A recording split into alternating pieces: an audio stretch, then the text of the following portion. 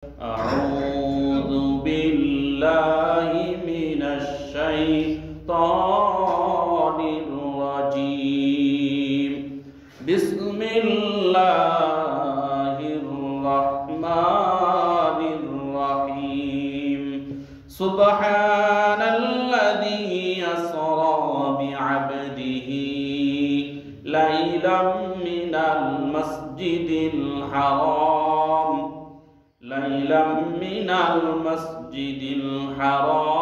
إلى المسجد الأقصى الذي باركنا حوله لنريه من آياتنا إنه هو السميع البصير. وقال تعالى: ولقد رآه نزلة أخرى عند سدرة المنتهى عندها جنة المأوى إذ يغشى السدرة ما يغشى ما زاغ البصر وما طغى ولقد رآه من آيات ربه الكبرى. صدق الله العظيم.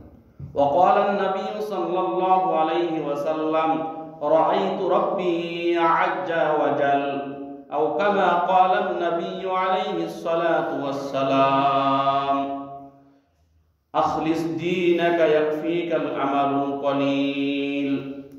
আলহামদুলিল্লাহ, আল্লাহ তাআলার দরবারে লাখ কোটি শুকরিয়া যে মহান আল্লাহ জাল্লা শানহু আপনাকে আমাকে একটি সপ্তাহ পেরিয়ে সুস্থ শরীরে তেনার গৃহ পর্যন্ত ইবাদত করার লক্ষ্যে পৌঁছার সুযোগ দান করলেন।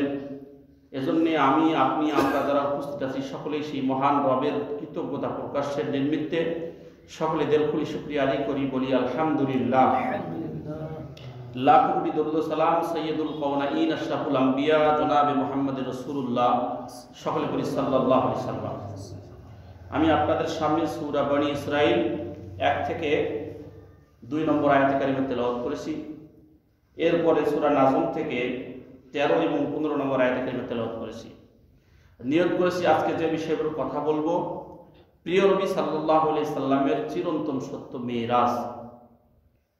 মেরাজ সম্পর্কে আমরা গত জুমায় যে বিষয়গুলো জেনেছি সেটি মনে করার জন্য একটু জাস অ্যান্ড টাচ 1 মিনিট।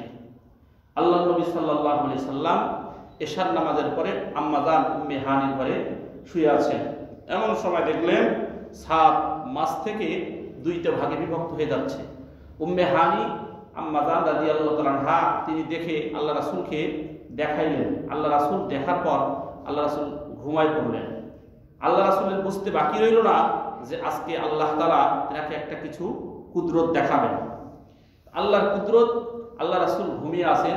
হাবিব সাল্লাল্লাহু আলাইহি সাল্লাম বয়ান করেন যে আমি ঘুমিয়ে আছি এমন সময় ভাই জিবরাইল আলাইহিস সালামকে উনি অনেক সময় ভাই বলে সম্বোধন করতেন, অনেক হাদিসে প্রমাণিত পাওয়া যায়। তিনি আসলেন এবং মিকরাইল আলাইহিস সালাম আসলেন। দুইজনে এসে আল্লাহ রাসূল সাল্লাল্লাহু আলাইহি সাল্লামকে সেখান থেকে নিয়ে তার হাত মুবারক ধরে নিয়ে মসজিদে হারাম, যেটার কথাই আল্লাহ তাআলা বলেছেন সুবহান সেই সত্তা যিনি তার বান্দাকে রাতের কিছু অংশ সময় লাইলাম মিনাল মসজিদিল হারাম, মসজিদে হারামে নিয়ে গেলেন, ইলাল মসজিদিল আকসা এবং মসজিদে আকসা পর্যন্ত নিয়ে গেলেন। তাহলে এই এতটুকু বর্ণনা যে আল্লাহ তাআলা বলতেছেন তিনি সেই পবিত্র সত্তা যিনি তার বান্দাকে রাতের কিছু সময় কি করেছেন, মসজিদের হারাম থেকে মসজিদে আকসা পর্যন্ত নিয়ে গেছেন। এটা কোরআনের বর্ণনা, সূরা বনী ইসরাঈলের মধ্যে এটা পাবেন। আল্লাহ পাক রব্বুল আলামিন সূরা নাজমের মধ্যে এর ব্যাপারে বলেছেন, মেরাজের অংশ পাবেন। এরপরে হাদিসে বিস্তারিতভাবে আল্লাহ রাসূল সাল্লাল্লাহু আলাইহি ওয়াসাল্লাম বয়ান করেন। সেখানে নিয়ে আল্লাহ রাসূলের সিনা মোবারক চাক করা হলো। বলছিলাম গত জুমায় যে 2টা পাত্র ছিল, একটা স্বর্ণের একটা রৌপ্যের। একটাতে তার হাত রাখলেন, একটাতে কলব রাখলেন, অর্থাৎ কলিজা একটাতে রাখলেন, কলব যেটাকে রূহ বলা হয়। এই কলবটা যদি পরিষ্কার হয় আলা জাসাদিল কলব, এই কলবটা পরিষ্কার হলে মানুষের দিলটা পরিষ্কার হয়ে যায়। এই দুইটাই আল্লাহ রাসূল সাল্লাল্লাহু আলাইহি সাল্লামের বাহির করে কি করলেন, ওপেন হার্ট সার্জারি যেটাকে ডাক্তাররা করেন, সেখান থেকে শিখলেন তারা। এটা করার পর আবার পুনরায় যথাস্থানে স্থাপন করলেন। এরপর রাসূল সাল্লাল্লাহু আলাইহি সাল্লামকে জিবরাইল এবং মিকরাইল আলাইহিস সালাম বাহিরে নিয়ে আসলেন, ওই হাতিমের ভিতর থেকে বাহিরে নিয়ে আসলেন। এসে দেখতেছে গাধার চেয়ে, ঘোড়ার চেয়ে ছোট, গাধার চেয়ে একটু বড় খচ্চরের ন্যায় একটা প্রাণীর উপরে, যেটার নাম ছিল বোরাক। এটার সামনে বসলেন জিবরাইল আলাইহিস সালাম। কে বসলেন? সামনে বসলেন জিবরাইল আলাইহিস সালাম। তিনি commander in chief in angel, ফেরেশতাদের লিডার। তিনি বসলেন মাঝখানে, হুজুর সাল্লাল্লাহু আলাইহি সাল্লামকে বসাইলেন। বসার পরে পিছনে মিকরাইল আলাইহিস সালাম বসলেন। আল্লাহ রাসূল সাল্লাল্লাহু আলাইহি সাল্লাম বয়ান করেন, আমি দেখতেছি যে আমাকে, এখানে অনেকে বলে, অনেক দুর্বল কিতাবের বর্ণনা আছে যে মেরাজ নবীর স্বপ্নে হয়েছে, স্বপ্নে হয়েছে। এই বর্ণনাটা সম্পূর্ণ ভিত্তিহীন। যে আব্দুল শব্দ আল্লাহ পাক নিয়ে আসছে, লাইলান মিনাল মাসজিদিল হারাম সুবহানাল্লাযী আসরা বিআবদিহি। এই যে আব্দুল, আব্দুল বান্দার বহু বছর আব্দুল, আল্লাহ পাক তার বান্দাকে, বান্দা সেই হয় যার মানে শরীর থাকে, শরীরের ভিতর আত্মা থাকে। তাহলে একটা মানুষ স্বপ্নের ভিতরে যেটা থাকে, শরীর থাকে, স্বপ্নে শুধু ধান্দা হয়। এজন্য আল্লাহ পাক পুরা শরীরে, উনি সশরীরে মেরাজটা করছেন। এটা হলো সহিহ বর্ণনা করার। অনেকে বোঝে না, না বুঝে এটা বর্ণনা করে ছড়িয়ে দিছে। এখন মুকসিদুল মুমিনের বলেন, আরো কিছু দুর্বল কিতাব আছে, এই কিতাবগুলোর মধ্যে এটা পড়ে। সহিহ বর্ণনা, আল্লাহ রাসূল সেখানে মাঝখানে বসলেন। বসার পরে যাচ্ছেন, যখন উপরে উঠতেছে, এই বোরাক যখন উপরে উঠতেছে, তখন তার পা দুটো কি হচ্ছে, আস্তে আস্তে আটো করতেছে। দেখবেন তারা বিমানে ওঠে, যখন উপরে ওঠে পা দুটা ভিতরে ঢুকাই নেয়, চাকাগুলা ভিতরে ঢুকাই নেয়, আবার যখন নিচে নামে চাকাগুলা বাহির করে দেয়। তা বোরাক দেখেই বিজ্ঞানীরা আবিষ্কার করছে যে বোরাক, তারা কোরআন হাদিস গবেষণা করে তারা আবিষ্কার করলো বিমান।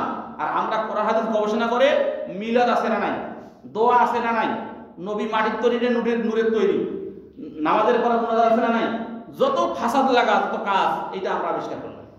মসজিদ কোনো কিছু হইলেই ওর মসজিদ নামাজ হবে না, একটা মসজিদ বানায়। মাদ্রাসা কোনো কিছু হইলেই এটা আমরা কোরআন হাদিস গবেষণা করে এইটা পাইলাম।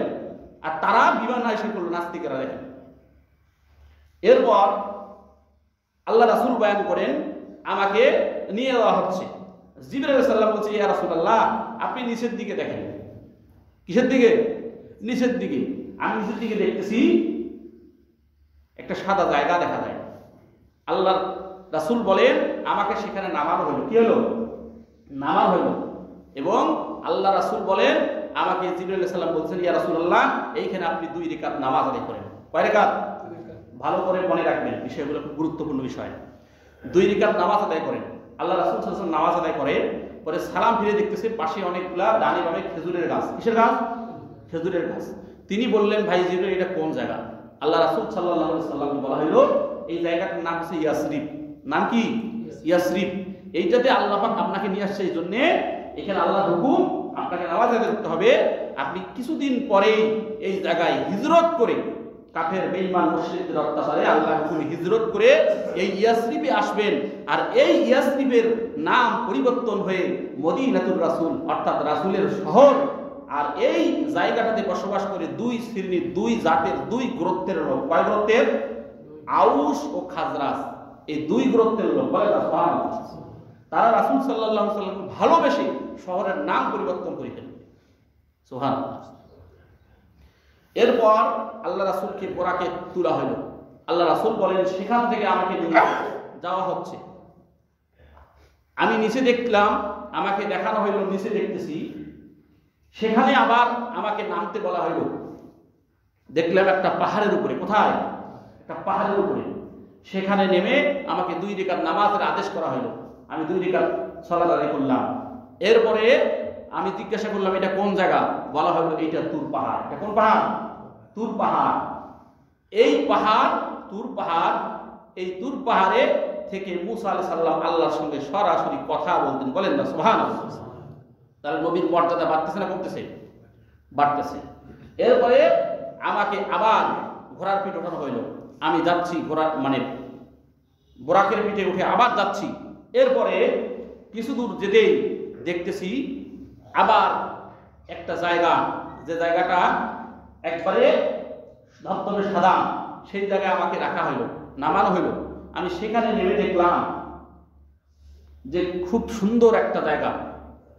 তো এই জায়গাটারে আমাকে বলা হইলো 2 রাকাত সালাত আদায় করেন।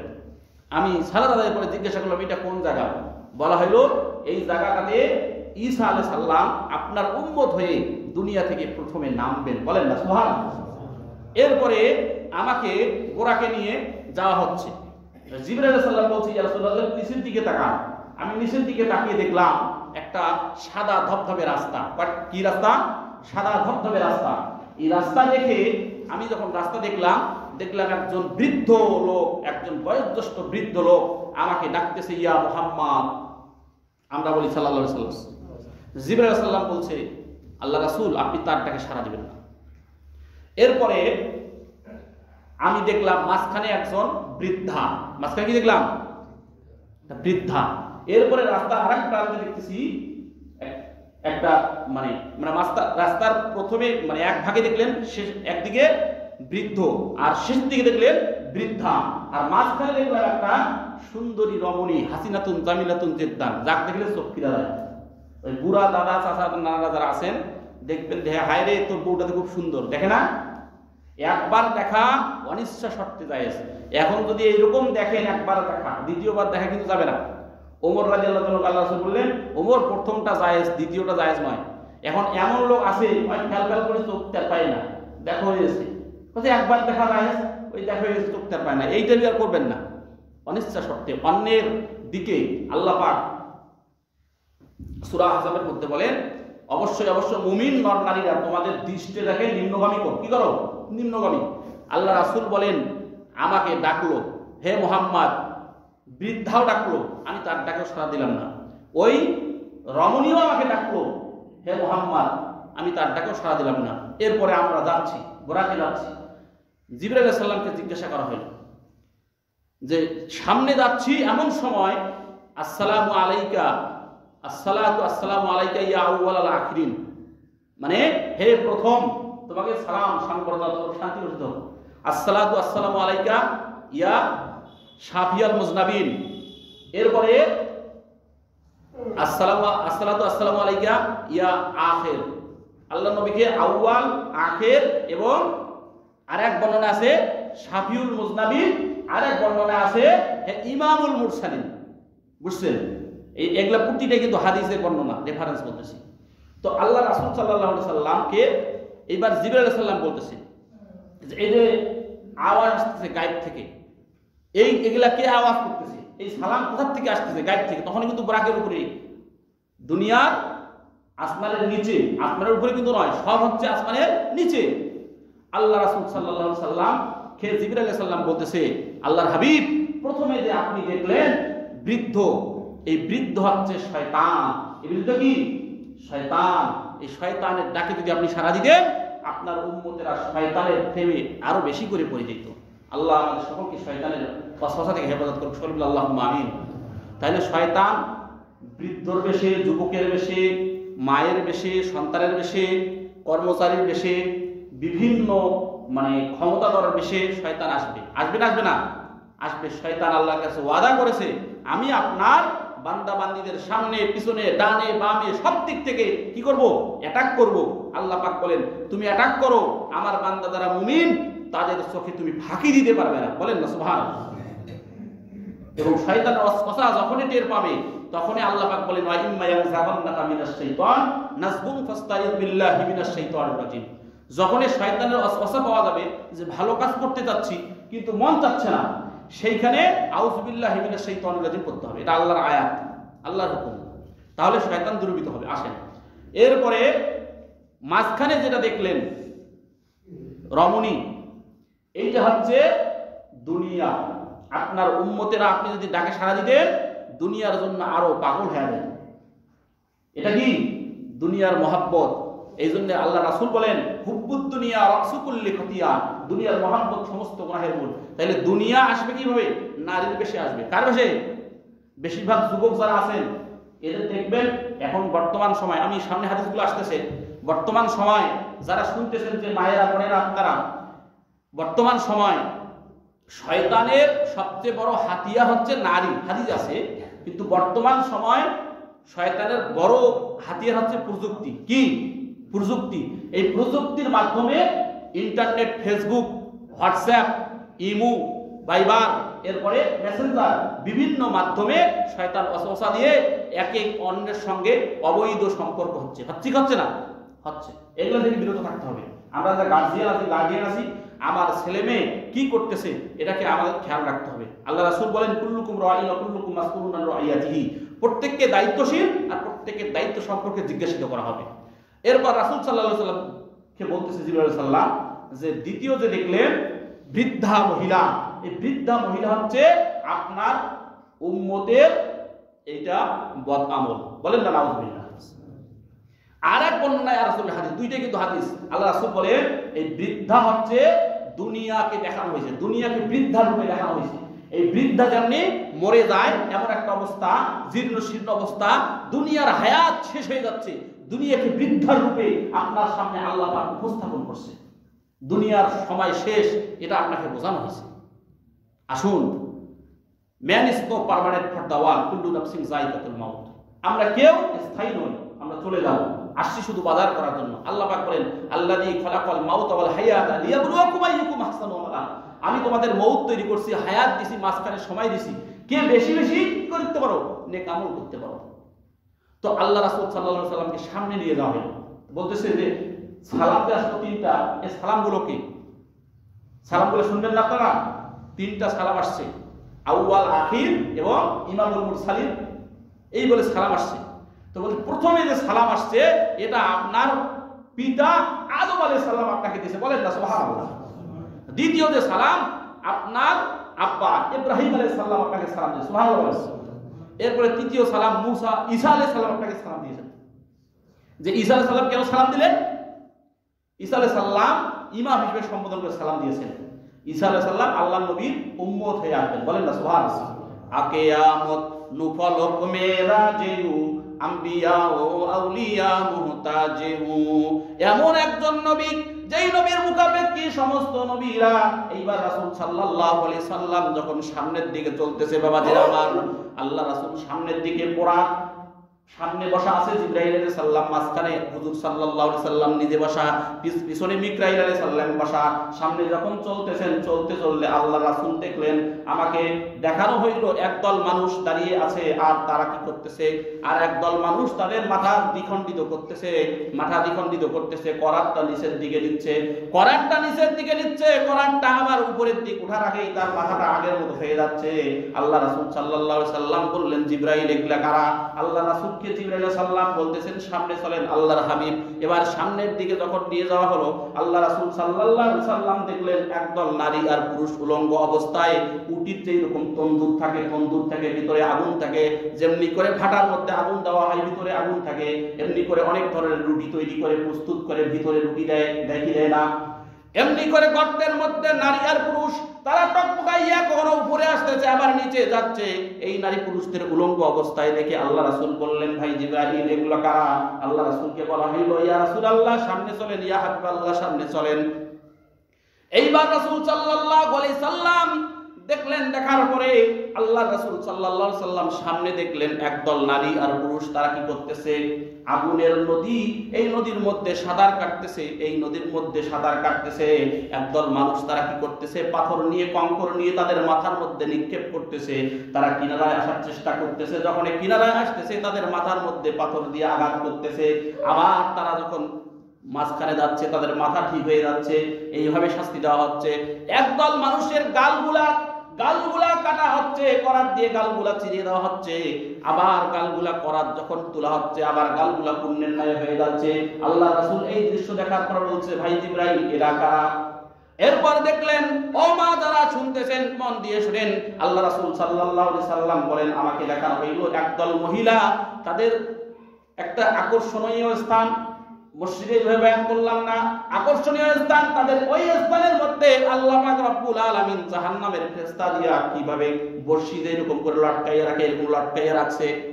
তাদের আগুনের মধ্যে, উত্তপ্ত আগুনের মধ্যে তাদের তা দেওয়া হচ্ছে।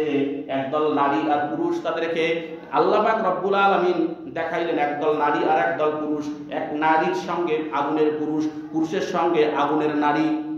এইভাবে আল্লাহ রাসূল সাল্লাল্লাহু আলাইহি সাল্লাম দেখলেন মাথা পাথর মারতেছে, মাথা ফেটে চূর্ণ বিচূর্ণ হয়ে যাচ্ছে, পাথর তুলে আনতে যাচ্ছে, এমন সময় আমার মাথা পূর্ণের ন্যায় হয়ে যাচ্ছে। অনেক ঘটনা আল্লাহ রাসূল সাল্লাল্লাহু আলাইহি সাল্লাম দেখলেন। দেখার পরে একটার পর একটা জিবরাইল আলাইহিস সালাম যখন সব ঘটনা দেখলো, জাহান্নামের সমস্ত শাস্তিগুলো দেখলো কিছু মানুষ আছে তাদের পেটটা অনেক বড়, এলা পেটটা কি অনেক বড়, বুতুনিহিম, তাদের পেটটা অনেক বড়। এই পেট, তাদের এই পেট দেখে অবাক হয়ে গেলেন রাসূল সাল্লাল্লাহু আলাইহি সাল্লাম বলেন, এত বড় পেটওয়ালা মানুষ কারা?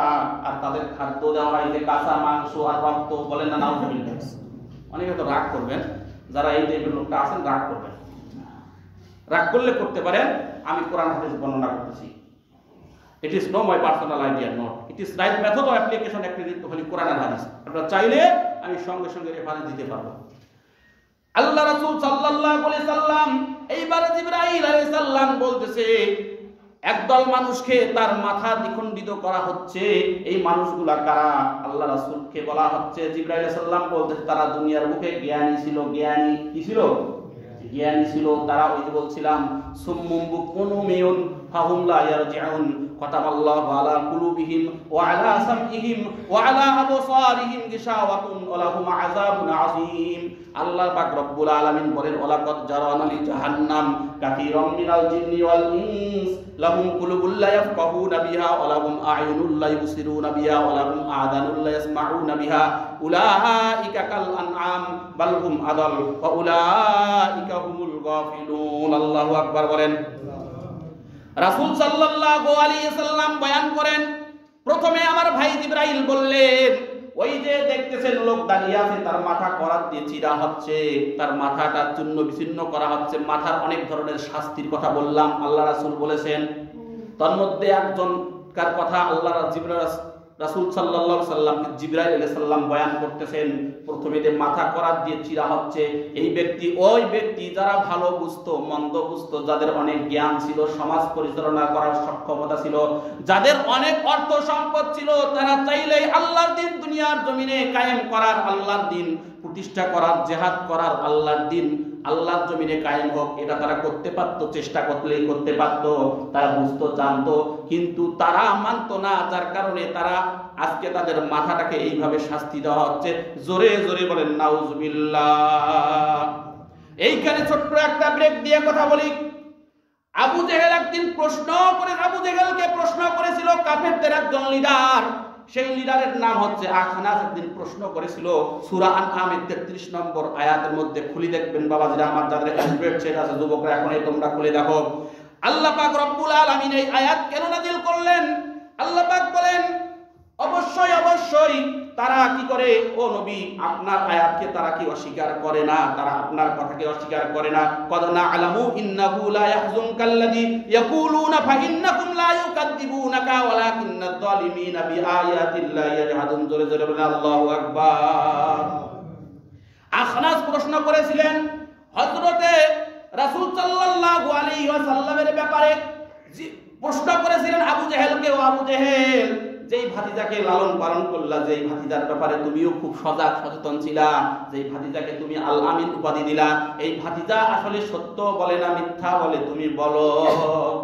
আসলে মুহাম্মদ যে কথাগুলো বলে, এখন আমাদের সমাজের মধ্যে ওই হুজুর ভালো, যখন হুজুর মানে এই যে মাটির নিচের ওয়াজ করবে তখন ভালো, যখন হক কথা বলবে হুজুর সবার সঙ্গে খারাপ হয়ে যায়। এই হুজুরটা মানে রাজনীতির কথা করছে, এই হুজুরটার পক্ষপাতিত্ব কথা করছে। আবার দেখা যাবে ওই বেটা বা ওই পরিবারের করতে ভালো, যখন সে বড় ভাই ছোট ভাইকে কি মানি নেয়, আলহামদুলিল্লাহ মানি নেয়, কোনো বলে না, এ ততক্ষণ ভালো। আর যখনই হক কথা বলবে তখন কি হবে, তার বিরুদ্ধে আসবে। আমি সূরা আনআম থেকে প্রমাণ দিচ্ছি, এটা আমার আপনার ক্ষেত্রে না, সবার ক্ষেত্রে হয়। আবু জেহেলকে প্রশ্ন করছে। আবু জেহেল বলে, যদি আমি বলি যে মুহাম্মদ মিথ্যা বলে, তাহলে আমি আবু জেহেল তো উপাধি দিয়েছিলাম আল আমিন, আমি আবু জেহেল উপাধি দিয়েছি, তাহলে আমি তো নিজে মিথ্যাবাদী হয়ে যাবো, নেতা ধরা খেয়ে গেছে।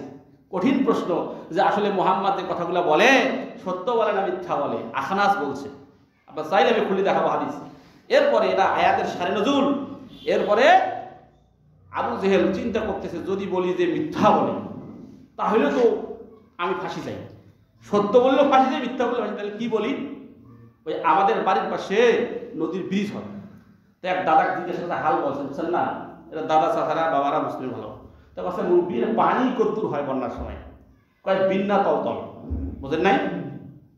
এখন ইঞ্জিনিয়াররা ওনার কাছে শুনি ব্রিজ বাড়ি এখন নিচে আছে ব্রিজটা, বুঝছেন, আমাদের বউ বাজার পার হয়ে যাবেন ব্রিজ, ওই ব্রিজটা হয়, তো বিন্না তলতল পানির কথা বলছে। তা বিন্নার উপর দিয়ে গেল বিন্না তল, বিন্নার তল দিয়ে গেল পানি, নিচ দিয়ে গেল বিন্না তল। এখন ইঞ্জিনিয়াররা নিচের দিক থাকিয়া ওই মাপ নিয়ে ব্রিজ করছে, কথা বলছেন না? তা এই শয়তানি বুদ্ধি দেখেন আবু জেহেল বলতেছে কি বলি। এবার আবু জেহেল বলতেছে, ও আখনাস প্রশ্ন করেছো, শুনো আমি বলি, বাবাজিরা আপনারাও শুনেন, সত্য বলতে গেলে কি বিপদ আসবে, অপবাদ আসবে। দেখেন আবু জেহেল বলতেছে, মুহাম্মদ ওই যে 40 বছর পূর্বে যে কথাগুলো বলছিল সব সত্য বলছিল। কি কথা? সত্য বলছিল। এই নবী দাবি করার পর থেকে যে কথাগুলো বলে, এই কথাগুলো মিথ্যা বলে। জোরে জোরে বলেন নাউজুবিল্লাহ। আল্লাহ পাক রব্বুল আলামিন বলেন, এইবার আল্লাহ রাসূল সাল্লাল্লাহু আলাইহি সাল্লামের মনে ব্যথা পাবে না খুশি হবে? বলেন, যে হক প্রতিষ্ঠা করতে তার ওই মেম্বার খারাপ, ওই চেয়ারম্যান খারাপ, ওই পাড়ার ছেলেমেয়েরা খারাপ, এরা কয় কিনি, এরা বাধা দেয়। এর চেয়ে বড় ভাইগুলা চলে গেল, কোনো বাধা দেয় না, এর মুখ বাধা দেয়, আছে না?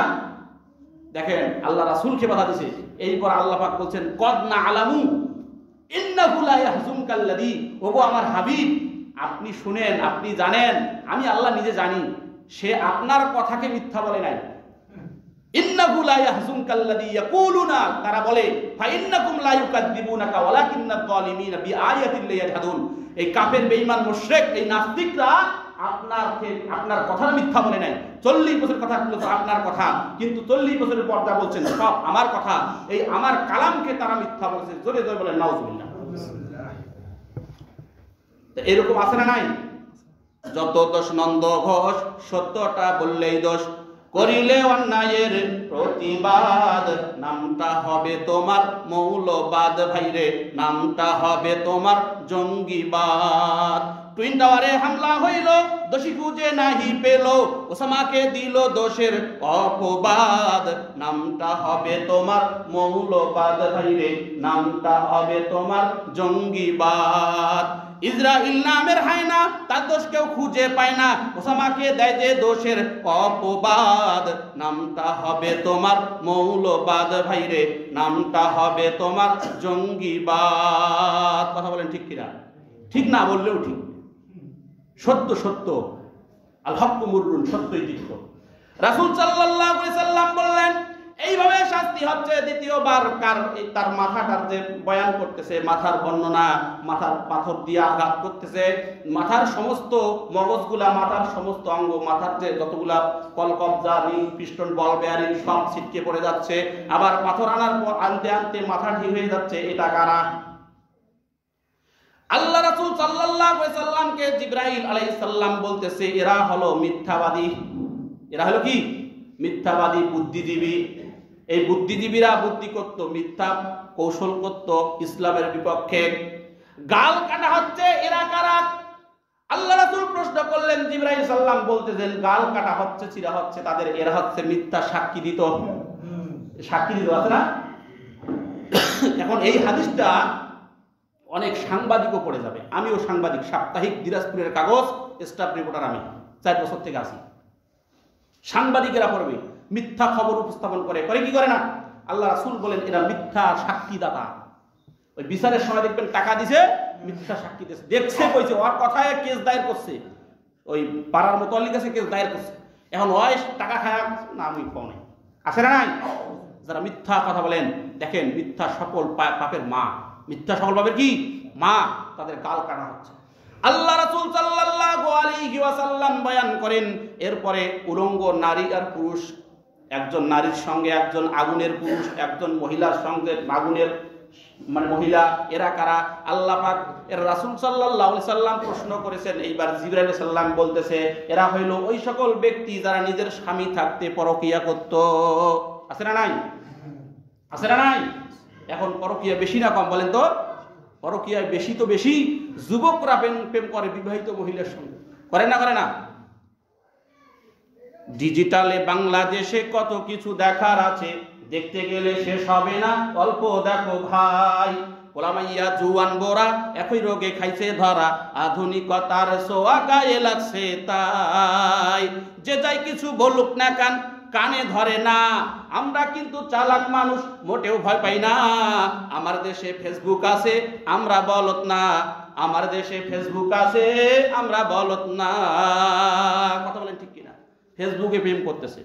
এখন সে তো বুড়ি, লাগে থুইছে চেংড়ির ছবি, ছেলে আবার লাগে থুইছে করছে মেয়ের ছবি লাগিয়ে, ছেলেই ছেলের সাথে প্রেম করে। আদব আখলাক কারে বলে কিছুই জানে না, বড়দের সম্মান করা মানতে পারে না।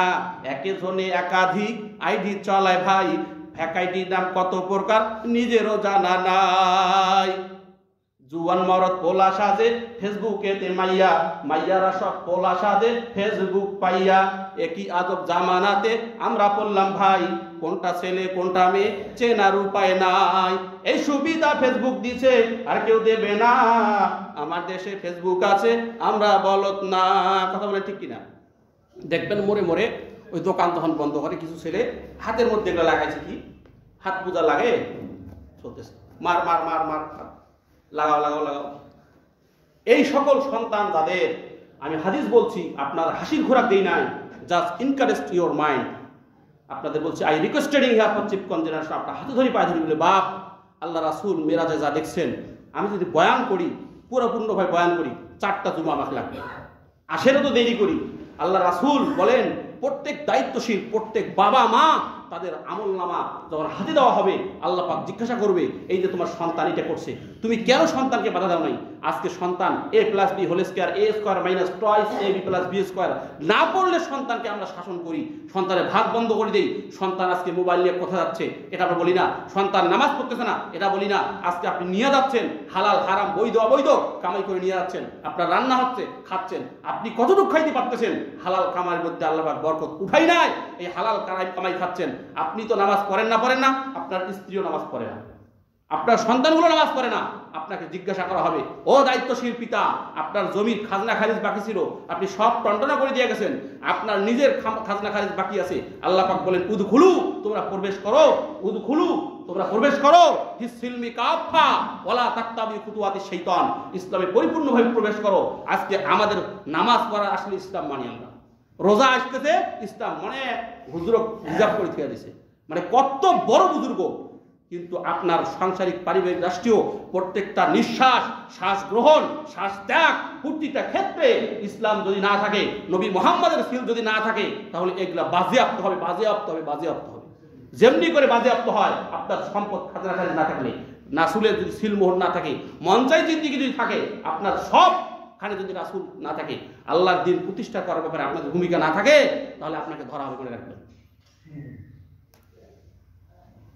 আল্লাহ পাকের রাসূল সাল্লাল্লাহু আলাইহি সাল্লাম বয়ান করেন, এইবার দেখলাম কিছু লোক আছে, তাদের কি করছে, যে মহিলারা তারা তাদের অঙ্গের মধ্যে কি করছে, বর্ষার মতো লাগাইয়া আগুনের মধ্যে যেমনি বর্ষি টোপ দেয়, মাছ মারে না মারে না?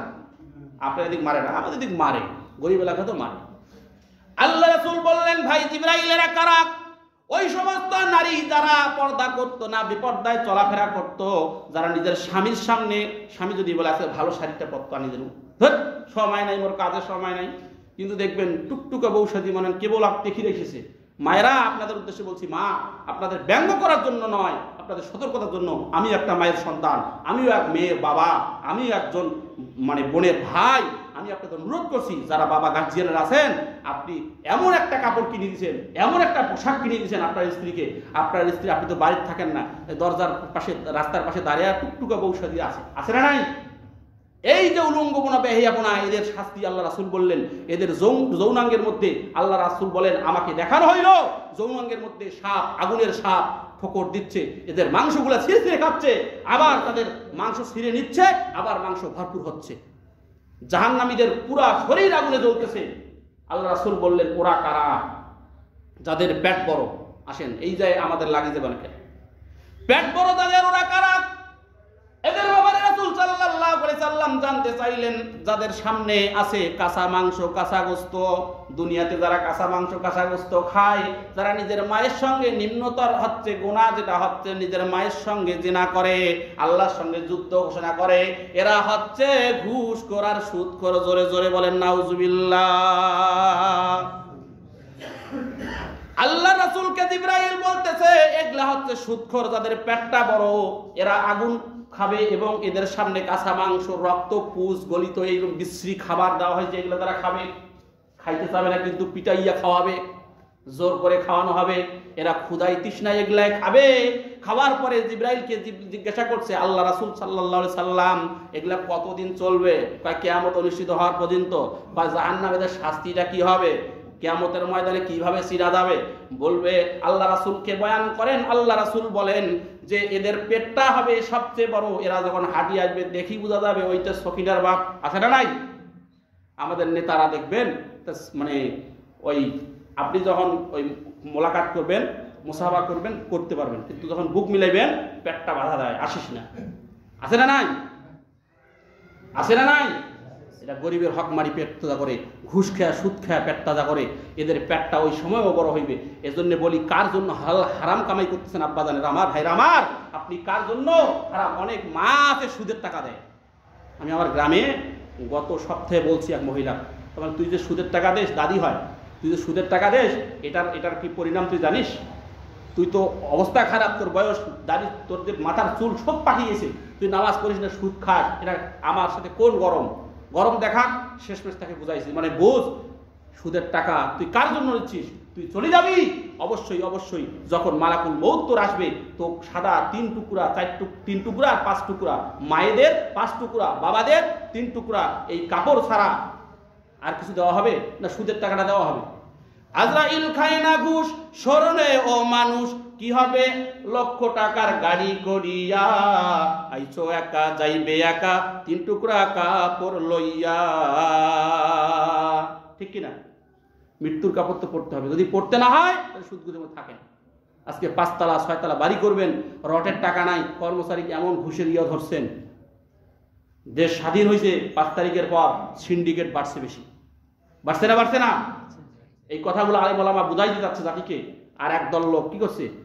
ইফেক্ট করতেছে, উল্টা পাল্টা বুঝাচ্ছে। আমরা কারো নাম ধরে বলি নাই। ওই যে বলছে ঠাকুর ঘরে কে রে? আমি কলা খাই নাই। আরে কলা খাচ্ছিস কিনা? কে রে আমি জিজ্ঞাসা করছি, ভাষা বোঝো। কে রে আমি জিজ্ঞাসা করছি, কে? ঠাকুর ঘরে কে? রান্না ঘরে কে রে? তুমি ট্যাটটাও কেন? তুমি পেটপাটাও কেন? তুমি যে ঘুষ খাও, সুদ খাও, আমি মসজিদ তো জানি না, আমি বয়ান করছি, তোমার সমস্যা নাকি? ভালো করে বুঝেন, আপনি রেকর্ড করবেন, বুঝবেন, যদি কোনো সমস্যা হয় আমাকে বলবেন, তার রেসপন্স আমার, আমি সেটা ব্যাখ্যা দেব। যতটুকু বললাম, আল্লাহ রাসূল সাল্লাল্লাহু আলাইহি সাল্লাম অনেক কিছু দেখলেন। যেহেতু সময় নাই, আর 10 মিনিট আছে, 2-3 মিনিট বলি। এই জাহান্নামের শাস্তি দেখানোর পরে আল্লাহ রাসূল দেখলেন অনেক শাস্তি। যদি কোনোদিন সুযোগ হয় আস্তে আস্তে বলবো, বোঝার জন্য। দেখেন, আল্লাহ রাসূল সাল্লাল্লাহু আলাইহি সাল্লাম বলেন, এবার আমাকে আবার বোরাকের মধ্যে নেওয়া হলো। আমি দেখার পরে এ বোরাকে চলে যাচ্ছি, একটা মসজিদে নিয়ে যাওয়া হলো। কোথায়?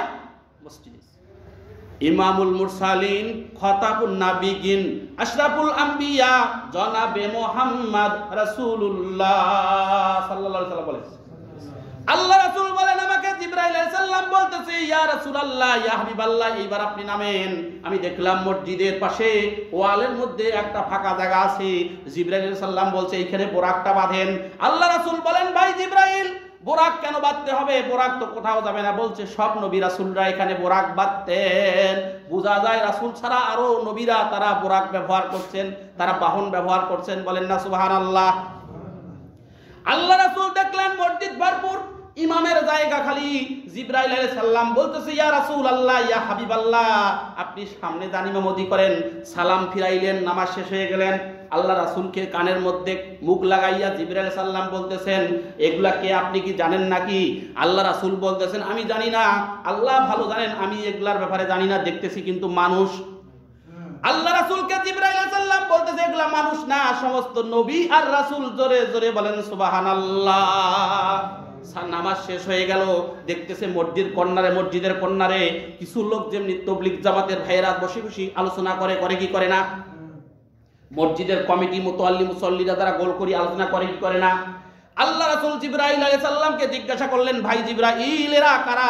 বলতেছে ওই যে মুরব্বি দেখা যায়, ওই মুরব্বিটা হচ্ছেন আপনার পিতা আদম আলাইহিস সালাম। তারপরে যে একটু মুরব্বি দেখা যায়, এটা আপনার পিতা ইব্রাহিম আলাইহিস সালাম। তাদের দুইজনের নেতৃত্বে, তাদের দুইজনের উপস্থাপনে আপনি নবীকে সংবর্ধনা দেওয়ার জন্য তারা বসেছে। জোরে জোরে বলেন সুবহানাল্লাহ। আল্লাহ রাসূলকে জিবরাইল বলতেছে এক্ষুনি আপনি আল্লাহর হুকুমে ওইখানে জয়েন করুন, ওইখানে আসেন আপনি আসেন। আল্লাহ রাসূল সেখানে গেলেন। হযরত আদম আলাইহিস সালাম উঠে আল্লাহ রাসূল সাল্লাল্লাহু আলাইহি সাল্লামের সন্তান আছে সামনে, বলতেছে আমি আল্লাহ তাআলার প্রশংসা করতেছি, সেই আল্লাহর যেই আল্লাহ আমাকে মুহাম্মাদের মতো সন্তান দান করেছে। বলেন না সুবহানাল্লাহ। এরপরে মুসা আলাইহিস সালাম থেকে সব নবী বয়ান করলেন, লম্বা ঘটনা যেহেতু সময় কম, সমস্ত নবী বয়ান করলেন। শেষে বয়ান করলেন ইব্রাহিম আলাইহিস সালাম বয়ান করলেন। তিনি বয়ান করার পর বলতেছে এবার আমার যোগ্য সন্তান, like father like son, like mother like daughter, like teacher like student. কথা বলেন ঠিক কিনা? বাপের মতোই ছেলে হয়। এরপর বলতেছে আমার যোগ্য সন্তান আপনাদের সামনে ভাষণ দিবেন। আল্লাহ রাসূল ভাষণ দিলেন। দেওয়ার পর ইব্রাহিম আলাইহিস সালাম আবার দাঁড়িয়ে গেলেন, বলতেছেন তোমরা যে মুহাম্মদ আমার সন্তানের ভাষণ শুনলা কেমন লাগলো? বলছেন তেনার যে শব্দ চয়ন, তেনার যে সাবলীল ভাষা, তেনার যে উপস্থাপন, তার সুর ও ঝংকার, তার যে কণ্ঠ এত ভালো লাগছে, সবার চেয়ে ভালো। বলেন না সুবহানাল্লাহ। এই জন্য কবি বলেছে না কিয়ামত নুফলক মেরাজেউ আম্বিয়া ও আউলিয়া মুহতাজেউ। আরো অনেকজন, অনেক কবি অনেক ধরনের বর্ণনা আল্লাহ রাসূল সম্পর্কে বলছেন যে তিনি যে মানে সমস্ত নবীদেরও নবী, এটা তার প্রমাণ, তার বক্তব্য প্রমাণ করে। বলেন না সুবহানাল্লাহ। এইভাবে এখান থেকে রাখলাম। আগামী জুমায় যদি আল্লাহ হায়াতে রাখে আপনারা আসবেন। খুব গুরুত্বপূর্ণ এই যে সাতটা